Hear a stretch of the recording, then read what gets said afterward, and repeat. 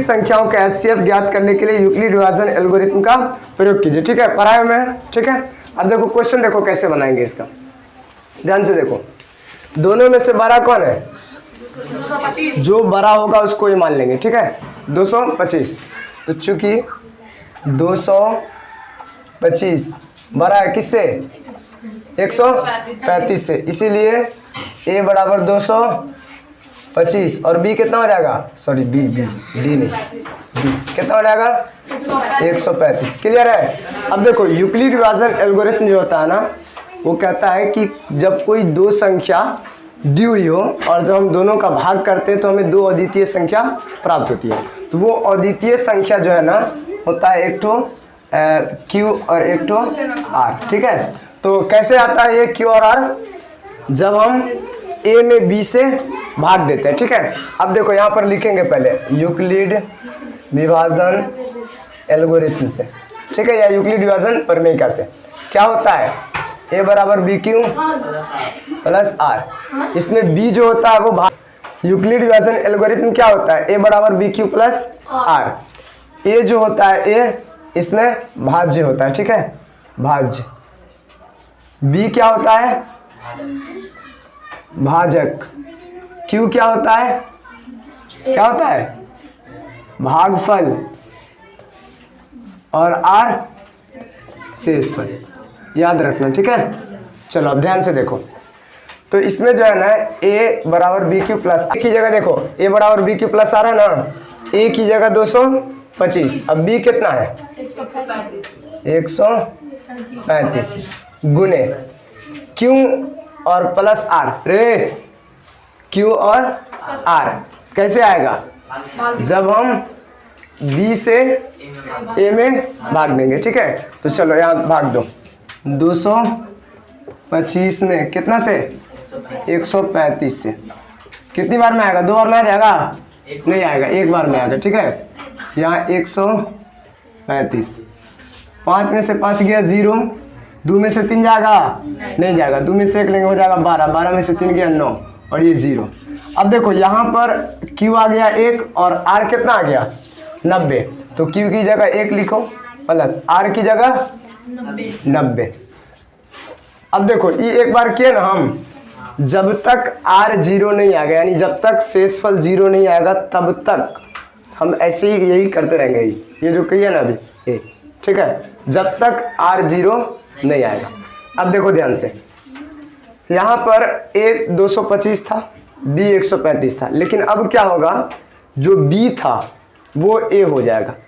ठीक है, b क्या हो जाएगा?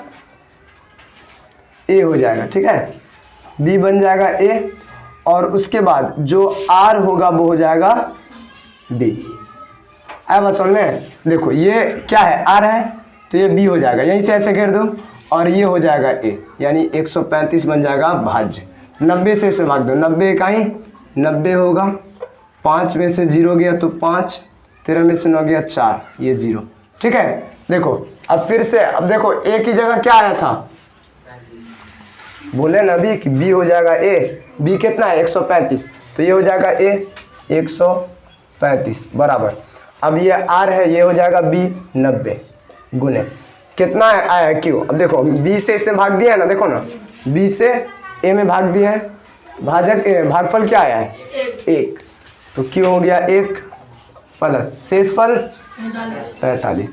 0 आया शेषफल की? नहीं आया, नहीं आया ना। अभी फिर से भाग देंगे। अब देखो अब हो जाएगा फिर 45 हो जाएगा b और फिर जो b था यहाँ वो हो जाएगा a, यानी 90। 45 दूना 90। अब आया 0। ठीक, तो अब देखो 45 हो गया, यहाँ पर 90 हो गया a बराबर b हो गया 45 गुने कितना है? 2। q कितना आया? देखो 2 आया q, अब प्लस शेष आया 0।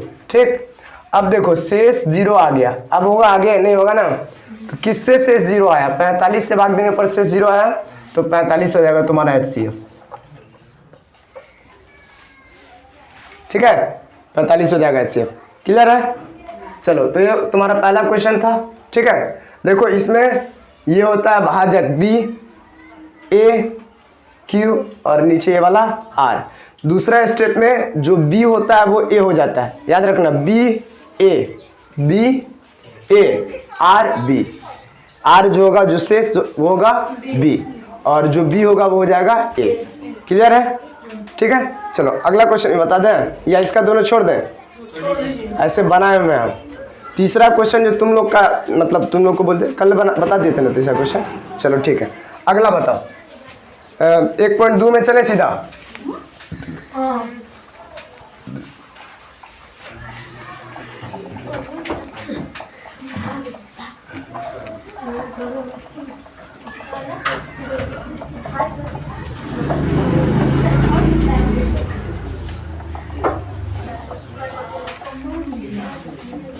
ठीक है, अभाज्य गुणनखंड के पहला क्या है?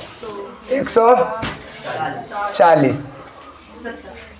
अभाज्य गुणनखंड बोल रहा है, अभाज्य मतलब हम 140 में जो भाग लगाएंगे वो सिर्फ अभाज्य से ही भाग लगाएंगे और किसी से नहीं, तो याद रखना। चलो तो 140 में भाग दें। दिख रहा है सबको पीछे? ध्यान दिख रहा है? चलो देखो, 2 कितना आएगा? 70, फिर 2 35, फिर 2 कितना आएगा? नहीं लगेगा 2 से, 5 से, 5 7 35 और 7 1। ठीक है, अब देखो क्या आया इसका गुणनखंड, क्या आया? 2 गुने 5 गुने 7। तो इसको लिखेंगे कैसे? देखो 2 क्या ठो है? 2 ठो, तो 2 का पावर 2 गुने 5 गुने 7 बन गया। ठीक है, पहला क्वेश्चन मतलब ऐसे लिखना है तुमको, लिखोगे ऐसे। ठीक, दूसरा और है कोई बता दें इसका और कोई? या बन जाएगा लास्ट वाला 74 29।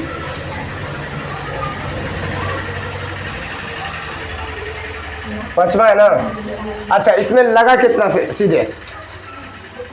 नहीं लगा, 2 से तो लगेगा नहीं, लास्ट में 9 है। 3 से लगेगा, 3 से लगने के लिए क्या रूल है? 7 4 11 2 13 और 9 13 9 22। 22 में 3 से नहीं लगता है तो इसमें भी 3 से नहीं लगा, डायरेक्ट 7 से लगा है। चलो ठीक है, देखते हैं 7 से। 7 7 7 8 56 7 9 63 7 2 70। अरे चलो ठीक है, 7 1 7 पहले ही लग गया। ठीक है, 7 6 42। अरे कैसे लग गया? नहीं लगेगा 7 से। 11 से लगा के देखो, 11 6 66 6 4 10 2 11 9 99 नहीं लगेगा। 11 से भी। 13 से लगेगा नहीं, 14 से लगाना ही नहीं है।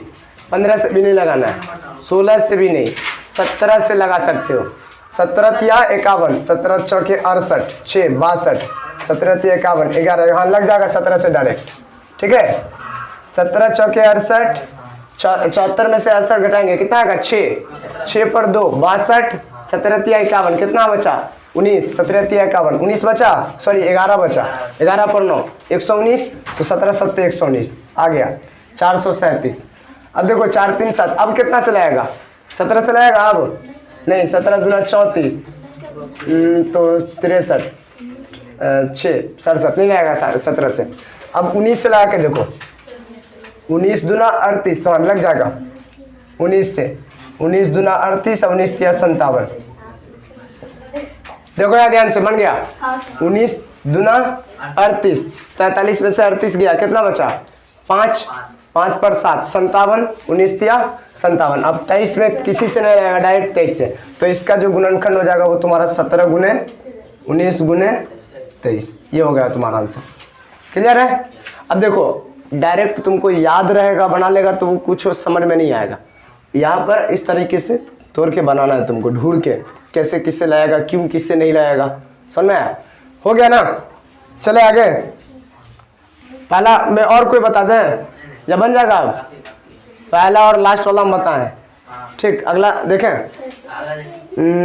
दूसरा है, बोला है पूर्णांकों के निम्नलिखित युग्मों के एचसीएफ और एलसीएम ज्ञात कीजिए तथा इसकी जांच कीजिए कि दो संख्याओं का गुणनफल एचसीएफ गुणा एलसीएम होता है या नहीं, मतलब है, ऐसा जांच भी करना है। तो पहले हम पहला देख लेते हैं क्या है। 26 और 91। चलो पहला, दूसरा का पहला है ये 26 और 91, दोनों का अलग अलग तोड़ो। ठीक है, 26 दिख रहा है ना सबको? 2 13 13 1 91 सीधे 7 से लाएगा, है ना।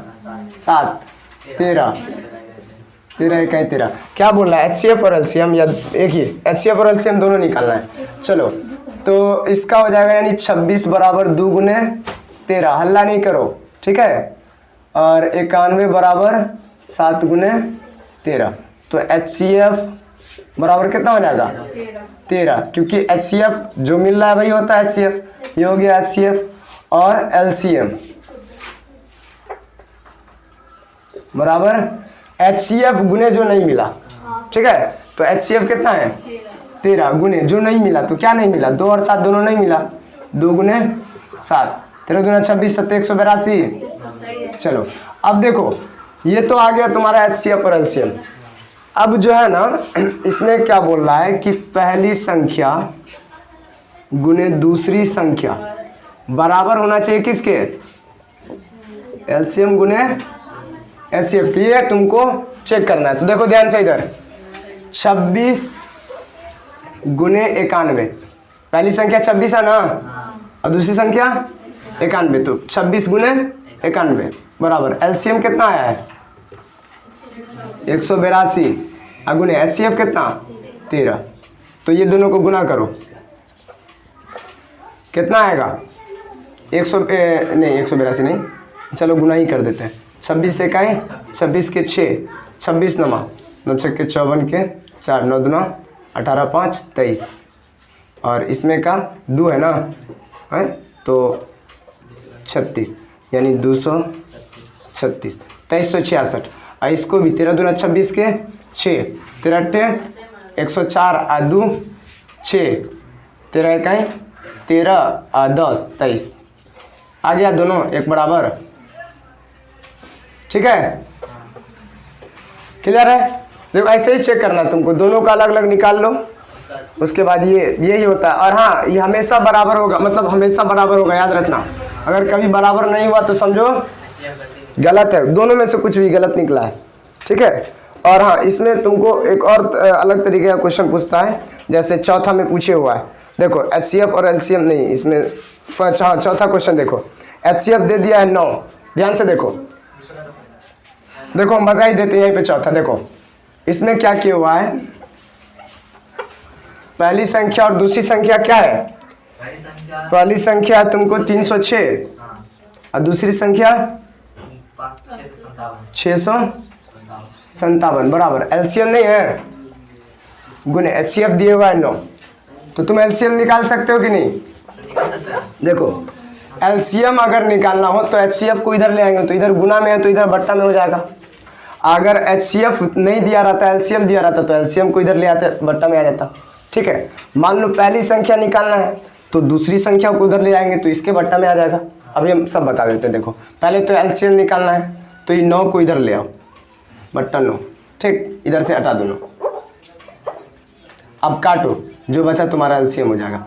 कितना बचेगा, मतलब कैसे कटेगा ना, 9 3 27, 9 4 36, 34 आएगा। 34 को इसको गुना कर दो, जो आएगा तुम्हारा LCM आएगा, ठीक है। छोड़ देते हैं हम। अब ध्यान से देखो, मान लो यहीं पर अगर LCM नहीं दिया रहता, ठीक है, LCM दिया रहता, मान लो कुछ दिया रहता, मान लो 24, ठीक है, और HCF तुमको निकालना होता, तो बट्टा में क्या आता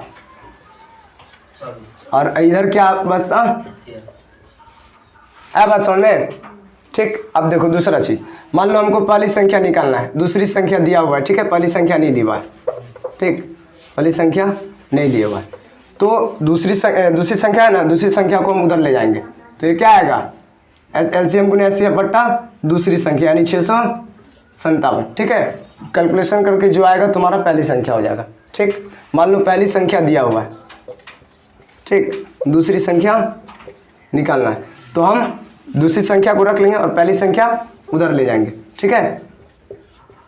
आया बात समझ में, तो जो आएगा तुम्हारा वो दूसरी संख्या हो जाएगा। इस तरीके से तुम इस चारों में से कोई भी एक ठो निकाल सकते हैं। क्लियर है, ठीक है। चलो अब तीसरा में देखो, अभाज्य गुणनखंड विधि द्वारा निम्नलिखित पूर्णांकों के HCF और LCM ज्ञात कीजिए। अभाज्य गुणनखंड विधि द्वारा निम्नलिखित पूर्णांकों के HCF और LCM ज्ञात कीजिए। हम इसमें से एक ठो बतला देते हैं, बाकी तुम लोग बना लेना, ठीक है।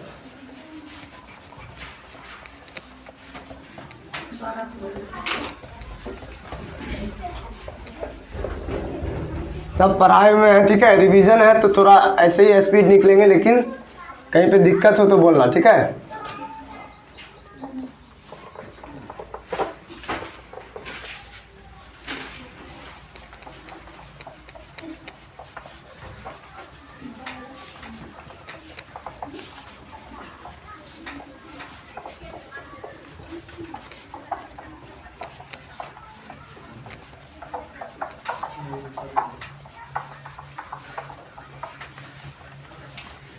मतलब तो लोग कुत्ता की दुमड़ी है, भनभनाहट कभी ख़त्म होवे नहीं करता। चलो क्या मा है, तीसरा बोले है ना, बोल रहा है अभाज्य गुणनखंड विधि द्वारा निम्नलिखित पूर्णांकों के HCF और LCM ज्ञात कीजिए। पहला क्या है, पहला है 12, 15 और 21, ठीक है। 12, 15 और 21 तो लोग खड़ा क्या है, जगह नहीं है, नहीं दिख रहा, नहीं दिखा तो मोबाइल था। और ठीक, चलो देखो तीनों का अलग अलग गुणनखंड निकालेंगे। 12 का अलग, 15 का अलग और 21 का अलग। 2 छक्के 12, 2 तिया 6, 3 इकाई 3, 3 पंचे 15, 5 इकाई 5, ठीक है। ये हो जाएगा 3 सत्ते 21, 7 इकाई 7, ठीक है। अब सबको लिख लो एक बार। 12 का 2 गुने 2 गुने 3 आया है, 15 का 3 गुने 5 आया है और 21 का 3 गुने 7। HCF क्या हो जाएगा, तीनों में जो कॉमन हो तो 3 ही है मेरे ख्याल से, 3 3 3 है ना, ये तुम्हारा HCF हो गया, ठीक। लेकिन LCM क्या आएगा, देखो 3 तो आ गया तुम्हारा HCF में। अब जो HCF में नहीं लिखे हो, जो नहीं मिला है वो LCM में, तो LCM में तुम्हारा 2 को 2 यहाँ बचा हुआ है, 3 और 5 यहाँ, सॉरी 5 यहाँ है, 3 नहीं लिखेंगे, ठीक है, क्योंकि 3 HCF में आ गया है। अब यहाँ 7 बचा हुआ है, 3 दूना 6 दूना 12 पंचे 60, छक्के 42, यानी 420, ठीक है। हो गया, बन गया तुम्हारा। अब ये दूसरा तीसरा का पहला है, ठीक। अच्छा अब इसमें देखो, इसमें एक और चीज़ ध्यान रखना, हम एक और बतलाते हैं तुम लोग को, जो मेरे ख्याल से 17, 23 और 29, इसका HCF 1 आएगा और LCM तीनों को गुना कर दो, जितना आएगा वही आएगा। मालूम है क्यों आएगा ऐसा, तीनों अभाज्य है, देखो ना 17 भी अभाज्य है, 23 भी अभाज्य है और 29 भी अभाज्य है। अब तीनों का कोई गुणनखंड निकलेगा नहीं, उभयनिष्ठ होगा, यानी तीनों के बीच में यानी कॉमन जो होगा वो 1 होगा, 1 होगा ना। हाँ सबको गुना कर दो, तीनों को एक साथ गुना कर दो, वो LCM, और तीनों का गुणनखंड तो 1 ही आएगा कॉमन, क्योंकि 17 इकाई 17। कुछ लिखे रहे बस, सब गुना कर दे। देख लो हम निकाल ही देते हैं, चलो छोड़ो। 17 और क्या है, 17, 23 और 29, यही है ना। देखो 17 इकाई 17, 23 इकाई 23, ठीक, यही ना आएगा। अच्छा तो अब HCF क्या आएगा तुम्हारा, देखो तो तीनों के बीच 1 के 1 है ना, है। LCM क्या आएगा, LCM में तो तीनों कुछ मिलवे नहीं किया है, 1 वैसे भी नहीं लिखते हैं, तो बाकी यही ना रह गया 17 गुने 23 गुने 29, तीनों को गुना कर दो, तुम्हारा LCM आ जाएगा, ठीक है। 17 गुने 23 गुने 29, ठीक, जितना आएगा उतना तुम्हारा आंसर हो जाएगा। अब गुना करो तुम लोग, हम नहीं करेंगे, ठीक है, ठीक है। अब देखो चौथा भी हो गया, फिर हल्ला करने कितनों आएगा, छोड़ो ना, अपना मोबाइल से कर लेना गुना, जाओ क्या। अब देखो इधर, जांच कीजिए कि क्या किसी प्राकृत संख्या n के लिए संख्या 6n अंक 0 पर समाप्त हो सकती है। देखो ध्यान से, 5वां है, ध्यान से समझो। 6 का पावर 1 रहेगा तो कितना आएगा आंसर, 6, 2 रहेगा तो 6 छक्के 36, अब 3 रहेगा तो गुना करना पड़ेगा क्या। तो मतलब कहने का मतलब ये है कि क्या 6 का पावर अगर यहाँ पर हम कुछ भी दें, 0 भी दें अगर, तो 0 देंगे तो 1 होगा पावर, याद रखना। 6 का पावर 0 रहेगा तो इसका मान 1 होगा।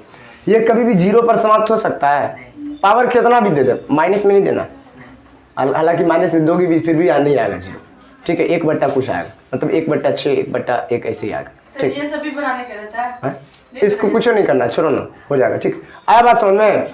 6 का पावर n, n का मतलब कि अगर कोई भी प्राकृत संख्या यहाँ पर हम दे देते हैं, कोई भी प्राकृत संख्या 6 के पावर में, तो ये अगर इसको हम सॉल्व करते हैं तो उसका जो मतलब इसका मान है वो 0 पर समाप्त कभी नहीं होगा। देखो अभी दे के दिखाते हैं। 6 का पावर 1 अगर लेते हैं तो 6 होता है, 2 लेते हैं तो 36। अब अगर 6 का पावर 3 लिए तो 36 को 6 से गुना कर दो, 6 6 के 36 के 6, 6 तिया 18 3, 18 3 21, 216। ठीक, 6 का पावर 4 लेते हैं तो भी मतलब 0 पे मतलब ख़त्म नहीं होगा, कहीं तुम जहाँ भी चले जाओ। ठीक है, कितना भी पावर ले लो, n का मान कितना भी ले लो, ये कभी 0 पे समाप्त नहीं हो सकता है। क्लियर है? चलो, मतलब 0 पे समाप्त कब होगा मालूम है? जब ये इसका फैक्टर निकालोगे और वो 2 गुने 5 यानी इस रूप का होगा उसका फैक्टर, इस रूप का, तो ही ये 0 पे समाप्त हो सकता है। लेकिन इसके अलावा अगर किसी रूप का है तो फिर वो 0 पर समाप्त नहीं होगा। तो देखो 2 का फैक्टर किस रूप का है? 2 गुने 3 के रूप का होगा? नहीं होगा, सिर्फ इस तरीके का रहना चाहिए तो ही वो 0 पर समाप्त होगा। क्लियर है? सिर्फ 2 रहे तो नहीं, सिर्फ 2 रहे तो भी नहीं, ये दोनों रहना चाहिए। सिर्फ 5 रहे तो भी नहीं होगा, ये दोनों ही रहना चाहिए फैक्टर। फैक्टर में वो तुम्हारा अलग है, वो दूसरा चीज़ पूछ रहा है। तो ठीक है, आगे चलना, आगे हम। ठीक है, अब 7वां में है, 7वां नहीं 6ठा में, 6ठा में 7 गुने 11 गुने 13 प्लस 13, यही ना? इसको अच्छा इसको मिटा दे पहले।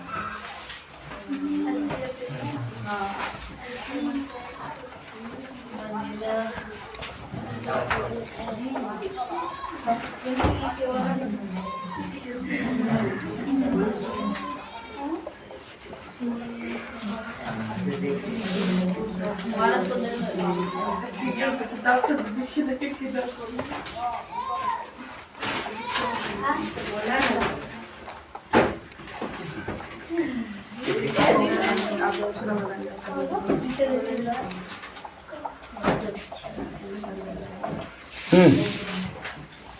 चलो 7वां नहीं 6ठा देखो। 7 गुने बोल क्या रहा मालूम है? व्याख्या कीजिए कि इतना और इतना भाज्य संख्याएं क्यों है, मतलब क्यों है भाज्य। तो भाज्य संख्या का मालूम है क्या होता है? अगर गुणनखंड 2 से अधिक हो तो भाज्य होगा, गुणनखंड 2 ही हो सिर्फ तो अभाज्य होगा। ठीक, तो क्या क्या है बताओ तो थोड़ा सा नहीं जल्दी से। 7 गुने 11 गुने 13 प्लस 13। चलो और है 7 गुने 5 गुने 4 गुने 3, फिर ठीक से बोलना रे। हाँ बोलो क्या है, शुरू से बोलो। 7 गुने 6 गुने 5 गुने 4 गुने 3 गुने 2 और है गुने 1 प्लस 5। हो गया? हाँ हो गया। चलो ठीक। अब देखो इसमें से दोनों में हम कॉमन क्या ले सकते हैं? पता नहीं। 13 देखो ना, 13 दोनों में, यहाँ भी और यहाँ भी। यहाँ क्या बच गया? 11 सत्ते 77। अब प्लस यहाँ क्या बच गया? 1।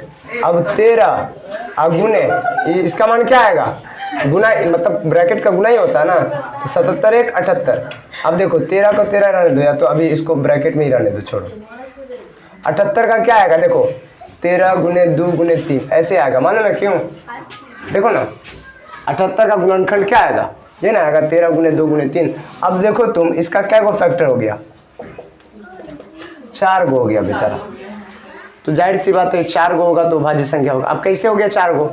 देखो ना 13 अलग है, एक तो फैक्टर, ठीक, और यहाँ पर भी फैक्टर है 7 गुने 11 गुने 13, लेकिन प्लस 13 जो आ गया तब भाज्य होगा या नहीं होगा वो बताना है। इसका फैक्टर है कौन? किस? ये संख्या जो बनेगा, जो संख्या उसी का फैक्टर है ना, एक गुना कर लो, जो संख्या बनेगा उसी का फैक्टर है वो। है बात समझ में? तो ये 4 गो हो गया, 4 गो हो गया, भाज्य है, इसलिए भाज्य क्योंकि यहाँ पर इसकी कितना फैक्टर है? ये जो संख्या है इसका कितना फैक्टर है? 4, इसीलिए क्वेश्चन सिद्ध कीजिए कि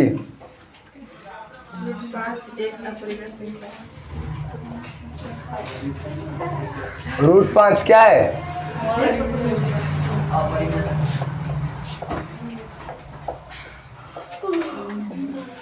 ठीक है, देखो सबसे पहले मान लेंगे, क्या मान लेंगे? माना कि, हल्ला नहीं करो, √5 एक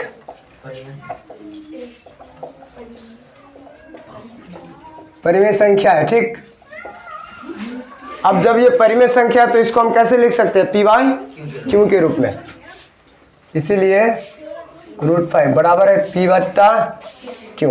अब लिखो दोनों ओर वर्ग,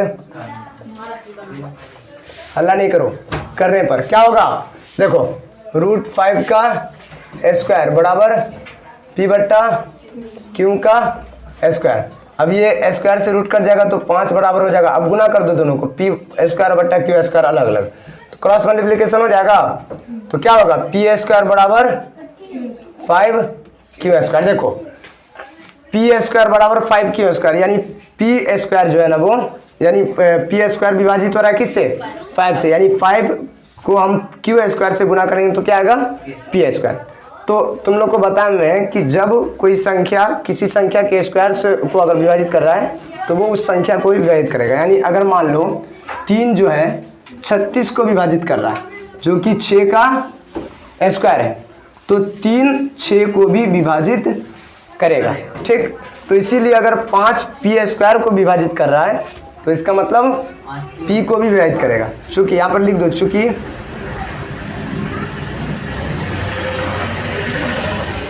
5 पी स्क्वायर को क्या करता है, विभाजित करता है, इसीलिए 5 पी को भी विभाजित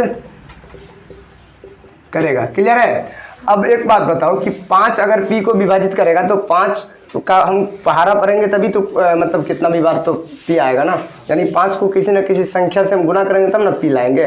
तो मान लिए हम, माना कि, यानी पुनः माना कि 5c बराबर पी, मतलब हम 5 को c से गुना कर रहे हैं तो पी आ रहा है। अगर 5 से हमको p को विभाजित करना है, ठीक है, तो क्या करेंगे हम, तो क्या करेंगे, 5 को किसी संख्या से यानी किसी से गुना करेंगे तब ना पी आएगा। आया बात समझ में। तो हम मान लिए कि हम 5 को c से गुना कर रहे हैं तो पी आ रहा है। क्लियर है। तो अब देखो p का मान क्या है, 5c, ठीक है। तो हम यहाँ पर p के मान को p की जगह 5c ले लेते हैं, ठीक है। तो 5c का स्क्वायर हो जाएगा बराबर 5 क्यू स्क्वायर। क्लियर है। अब देखो ये क्या हो जाएगा, 25c स्क्वायर। अब 5 से अगर हम इधर 5 क्यू स्क्वायर, 5 से काटेंगे तो 5 आएगा, यानी 5c स्क्वायर बराबर क्यू स्क्वायर। देखो 5 यहाँ पर पी स्क्वायर को विभाजित कर रहा था और 5 यहाँ पर, देखो 5 यहाँ पर क्यू स्क्वायर को विभाजित कर रहा है, तो इसीलिए 5, अब जब क्यू स्क्वायर को विभाजित कर रहा है तो इसका मतलब कि 5 क्यू को विभाजित करेगा, ठीक, क्यू को विभाजित करेगा। तो इसीलिए 5 हम लिखेंगे 5c स्क्वायर बराबर क्यू, ठीक है। अन्य तो ऐसे रहने दो, अभी ऐसे रहने दो, सीधे लिखेंगे। इसको समीकरण कहाँ गया, इसको समीकरण 1 माने रहो, ठीक है, इसको नहीं, कहाँ गया रे, या इसको, ठीक है। तो समीकरण 1 से, समीकरण 1 से P5 जो है वो किसको विभाजित करेगा, Q को भी विभाजित करेगा। मतलब इसी की तरह जो है 5 जो है Q को भी विभाजित करेगा। अब ध्यान से देखो, यहाँ पर हम एक चीज मानना भूल गए थे, यहाँ पर जो P और Q है ना वो सह-अभाज्य संख्या है। क्या है, सह-अभाज्य संख्या। और यानी सह-अभाज्य का मतलब होता है कि P और Q के बीच कोई अनिष्ट गुणनखंड नहीं है, हम यहाँ पर मान लिए, ठीक। लेकिन यहाँ पर देखो 5 जो है वो P को भी विभाजित कर रहा है, देखो 5 P को भी विभाजित कर रहा है और 5 Q को भी, इसका मतलब 5 ये दोनों के बीच एक उभयनिष्ठ गुणनखंड आ रहा है। तो क्यों आया यहाँ पर, नहीं आना चाहिए। जब ये सह-अभाज्य संख्या हम माने थे इसको, तो दोनों के बीच तो कोई कॉमन गुणनखंड नहीं आना चाहिए एक के अलावा, लेकिन आया ना, इसका मतलब कि हम जो माने थे वो गलत हो गया, ठीक। तो बस हो गया, समझो कि हम लिखेंगे कि हमारा यहाँ पर हमारा विरोधाभास होता है कि मतलब ऐसा है कि ये जो है ना सह-अभाज्य संख्या नहीं है, हमारी मान्यता गलत हुई कि यह एक परिमेय संख्या है, अतः √5 एक अपरिमेय संख्या है। क्लियर है। चलो तो हो गया ये। अब देखो इसी तरीके से तुमको 3 + √5 है ना, हम लिखेंगे नहीं तो दोनों अपना लिख लेना, ठीक है। चलो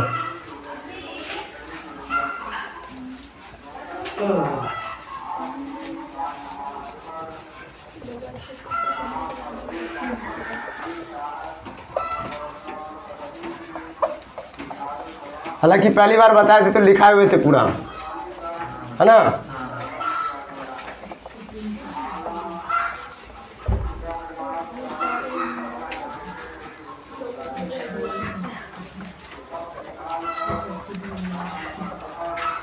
अब सब इसी के आधार पर बन जाएगा तुरंत।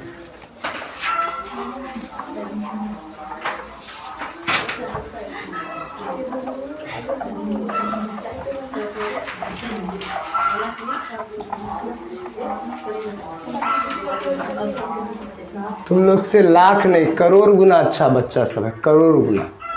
कौन कुत्ता की दुम सब है, तो समझ में नहीं आता कुछ, और समझाते हैं समझ में नहीं करती, बनना नहीं आता। घर पे रहो ना, क्या फायदा आके।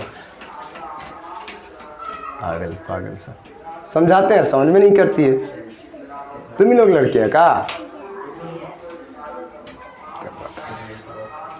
देखो दूसरा क्वेश्चन, सिद्ध कीजिए कि 3 + √5 क्या है, अपरिमेय संख्या। ठीक है, 3 + √5 अपरिमेय संख्या है, तो हम ठीक वही मान लेंगे। क्या मान लेंगे, परिमेय संख्या बराबर परिमेय p/q। माना कि 3 + √5 एक परिमेय संख्या है। अब जब परिमेय संख्या तो इसके बराबर होगा, ठीक। अब लेकिन उससे पहले तुम क्या करो कि इसको छोड़ दो, इतना मानने की जरूरत नहीं है, ठीक है। बस p/q है ना। अब इतना करो कि 3 को उधर ले जाओ, तो क्या हो जाएगा, 2√5 बराबर p/q। अब -3 इधर प्लस में है ना, इधर जाके माइनस में हो जाएगा। इसका बट्टा पर का घटाव करो तब तक पहले q, ठीक। q से q कट गया, p आएगा माइनस, ये आएगा 3q आएगा ना। अब इतना ही रह जाएगा, कुछ होगा नहीं। अब क्या करो, 2 को भी उधर ले जाओ, √5 बराबर ये 2 इधर गुना में है ना, तो यहाँ नीचे आ जाता है ये गुना में, ठीक है। तो p - 3q बट्टा 2q, ठीक है। अब बताओ कि ये √5 क्या है, अपरिमेय। अब ये सिद्ध किए थोड़ी देर पहले, और ये इसके बराबर है, तो इसका मतलब ये भी अपरिमेय होगा, यानी जो ये है वही ये होगा, तो ये हो गया ना अपरिमेय, और इसीलिए ये अपरिमेय। क्लियर है, उतना कौन जाएगा आप दोबारा वही प्रोसेस करने। क्या √5 अभी मतलब अपने लोग प्रूफ किया ना कि ये अपरिमेय है, तो इसके बराबर इसको कर दो, बात खत्म, ठीक है। बस यही करना है, जो भी जितना क्वेश्चन है तुम्हारा तीसरा में भी 1/√2 है ना। देखो 1/√2 बराबर p/q मान लो, ठीक। अब क्रॉस मल्टीप्लिकेशन ही कर दो सिर्फ तुम, तो क्या हो जाएगा, p बराबर √2, सॉरी ये q होगा ना, तो q बराबर ये हो जाएगा √2p। अब इसको इधर ले आओ, ठीक है, इसको इधर ले आओ। सिर्फ ये क्या आ जाएगा, q/p बराबर √2। देखो ना √2 तुमको मालूम है क्या होगा, √2 क्या होता है, परिमेय अपरिमेय, तो इसका मतलब ये भी अपरिमेय, और इसीलिए अपरिमेय, ठीक। बस अब 2 बच गया, बना लोगे, ठीक है। चलो अब चौथा क्वेश्चन देख लो अपने लोग। चौथा में बोल रहा है कि बिना लंबी विभाजन प्रक्रिया किए बताइए कि निम्नलिखित परिमेय संख्याओं के दशमलव प्रसार शांत है या अशांत आवर्ती है ना। तो परिमेय संख्या का तुम लोग को बताए थे, दशमलव प्रसार 2 ही तरीके का होता है, या तो शांत या अशांत आवर्ती। जिसका अनावर्ती होगा वो अपरिमेय होता है, ठीक है, अपरिमेय। तो यहाँ पर देख लो, हम बस एक तो बता देते हैं, 13/31 है। देखो इतना याद रखो कि इसका हर यानी q का गुणनखंड निकालोगे। गुणनखंड में 3 बात ध्यान रखना, या तो सिर्फ 2 आए, याद रखना, यहाँ ध्यान दो, हर का गुणनखंड निकालना है। गुणनखंड में या तो सिर्फ 2 आए, या सिर्फ 5 आए, या 2 और 5 दोनों आए, तो ये हो जाएगा तुम्हारा शांत। अगर इसके अलावा कुछ आता है, कुछ भी आए इसके अलावा, 7 है, 3 है, 11 है, 13 है, ये है, कुछ भी आए इसके अलावा, तो वो तुम्हारा अशांत आवर्ती हो जाएगा। क्लियर है, अशांत आवर्ती। अनावर्ती तो हो ही नहीं सकता, क्योंकि परिमेय है, तो परिमेय का दशमलव प्रसार तो अनावर्ती हो नहीं करता। क्या, अगर गुणनखंड में यानी इसका जो हर है नीचे वाला, सिर्फ नीचे वाला, इसका हर का गुणनखंड निकालना है, और उसमें सिर्फ यही देखना, या तो सिर्फ 2, या सिर्फ 5, या 2 और 5 दोनों, तो क्या आ जाएगा तुम्हारा शांत, ठीक है, शांत। अगर ऐसा नहीं हो तो अशांत आवर्ती। क्लियर है। अब देखो ध्यान से, 31/25 का क्या आएगा, निकाल रहे हैं 5 से लाएगा 5 छः 625 आएगा ना 625। 5 से 5 है क्या 5 125 आएगा। फिर 5 से 25, फिर 5 से 5, फिर 5 से 1, 5 तो 5 ही आया सिर्फ। देखो 5 के अलावा कुछ है, 1 का नहीं देखना है, नहीं सिर्फ 5 है ना। शांत, ठीक, हम लोग क्लियर है? लिखे नहीं रहा। हाँ हम लोग कुछ लिखे नहीं रहा। इससे ये कैसे है सबसे मार्केट से जा बउआ रे, हमारा दुविधा है। अच्छे हल्का सा इधर देखो अगर तो मोबाइल आ जाता है। तुम लोग को दिख रहा ना, इधर दिखता है सब, कोई दिक्कत है ना।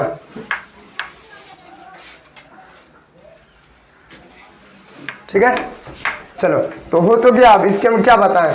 और वैसे भी जो है ना दूसरा और तीसरा कुछ है ही नहीं, एग्जाम्पल है, उससे कुछ नहीं देखना। अब देखो ना क्या बोल रहा है कि पहचानने के लिए, माने तीसरा जो क्वेश्चन है, कुछ वास्तविक संख्याओं के दशमलव प्रसार नीचे दिए गए, प्रत्येक स्थिति के लिए निर्धारित कीजिए कि यह संख्या परिमेय संख्या है या नहीं। यह यदि यह परिमेय संख्या और पी वाई क्यू के रूप की है तो पी के अभाज्य गुणनखंडों के बारे में आप क्या कह सकते हैं। बस ये समझो ना इसका। देखो पहला में दशमलव रुक जाता है लास्ट में जाके, डॉट डॉट नहीं है मतलब रुक जाता है, वो शांत है तो वो परिमेय होगा। दूसरा में देखो नहीं रुक रहा है और रिपीट भी नहीं हो रहा है, अलग अलग संख्या बार बार आ रहा है अलग अलग, तो वो अशांत अनावर्ती हो जाएगा। और तीसरा में रिपीट हो रहा है, ऊपर बार है, ठीक, रिपीट हो रहा है, तो तीसरा भी क्या है अशांत आवर्ती है, तो वो परिमेय है। यानी पहला और तीसरा परिमेय है और दूसरा अपरिमेय। क्लियर है? दूसरा में क्या बोला, ऊपर दिए गए प्रश्न में उन परिमेय संख्याओं के दशमलव प्रसारों को लिखिए जो शांत है। अब नीचे में जो तुम्हारा शांत है ना, पहला वाला क्वेश्चन में जो शांत है उसका दशमलव प्रसार निकाल दो। तो जैसे ही शांत है इसका दशमलव प्रसार निकालना है, तो 13 में 31-25 से भाग दे दो, तुम्हारा आ गया। क्लियर है? ठीक, चलो हो गया पहला चैप्टर तुम्हारा। अब कल तुम्हारा दूसरा चैप्टर, कल शुरू से पहले थ्योरी बताएंगे थोड़ा बहुत, ठीक है।